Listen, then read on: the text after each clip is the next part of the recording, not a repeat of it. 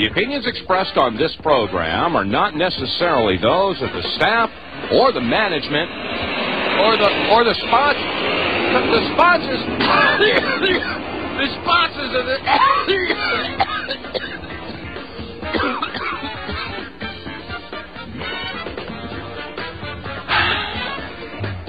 Welcome, ladies and gentlemen, to the Monday edition of the Power Hour. Just a little tongue-in-cheek stuff going on there. Anybody living near an airport can relate to that. And so we're going to be talking about a little bit today. This is Dave Von Cloyce. And Joyce Riley. And the subject is going to be the purpose of chemtrail aerosol. A.C. Griffith was associated with the National Security Agency.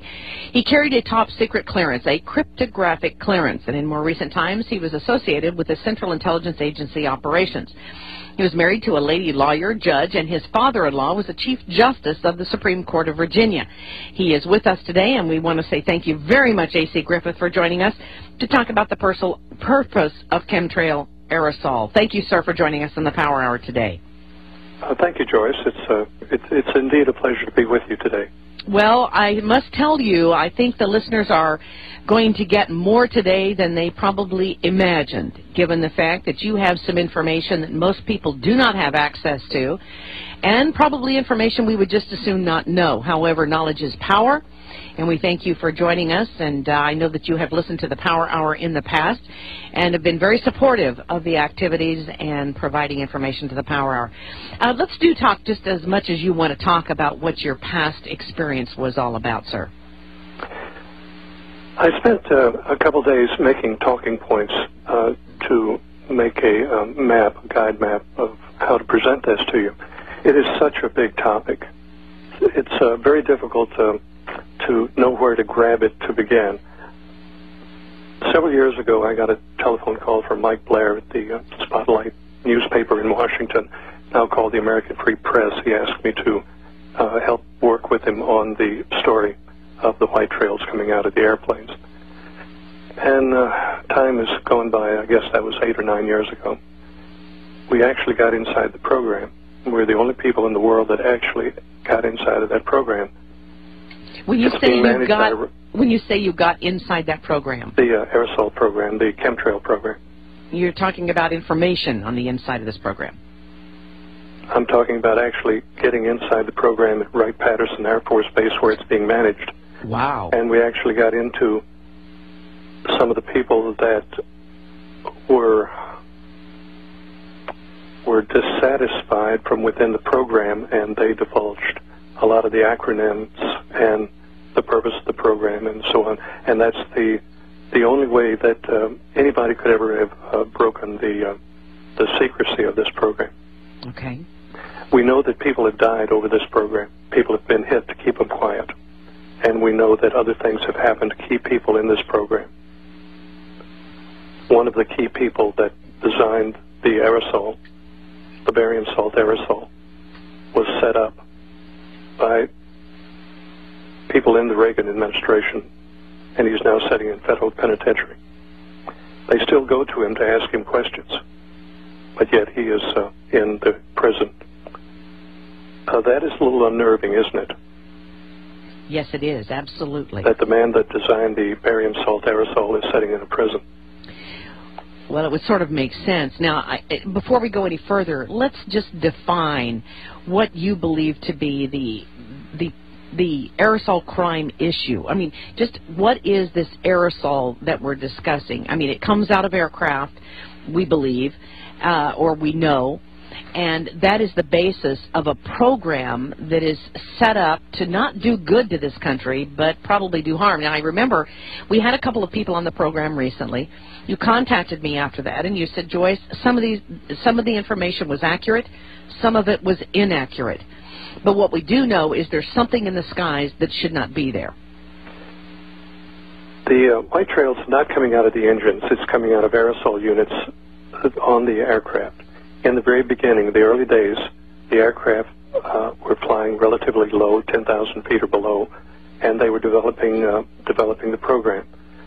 They were mostly contract aircraft, mostly CIA aircraft. Now the program has been expanded, and commercial airliners have been outfitted with aerosol units that are controlled through computer systems and satellites to dispense a barium salt mixture. It's a mixture of barium salt, not coming out of the engine. It's coming out of aerosols. And we have checked on information. We do confirm that the name of the project is Project Cloverleaf in the aircraft industry. It is very secretive. It is the most secretive thing I have ever encountered. People have died over this, talking about it. I listened to your broadcast just a few minutes ago. The general was on saying that he is very patriotic and he feels compelled to speak out, and that's exactly the same way I feel. I am very patriotic. I was born before the Second World War. I'm an old guy, and I come from that generation and that mindset.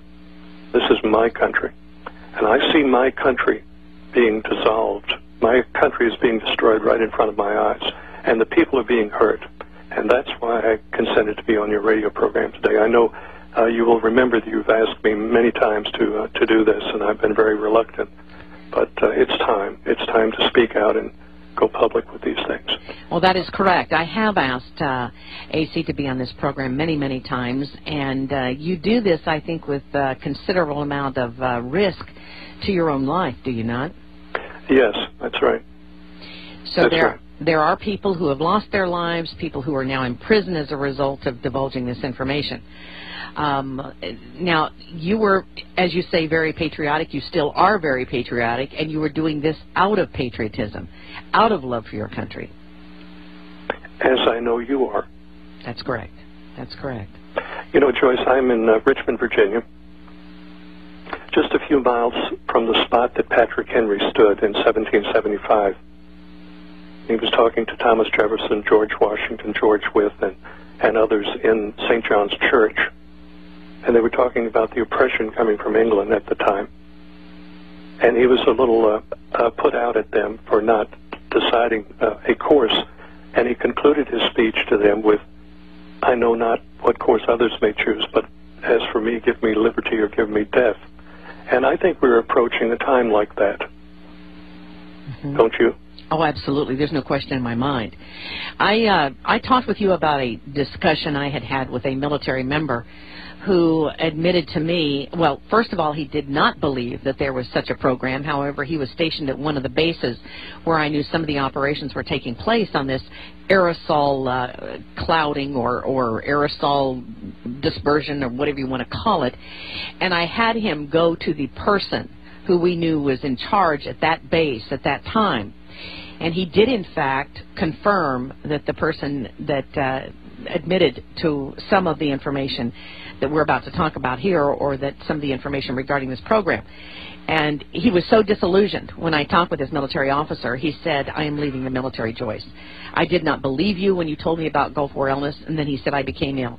Then I found out the doxycycline was true. And then now I have found out about this spraying issue."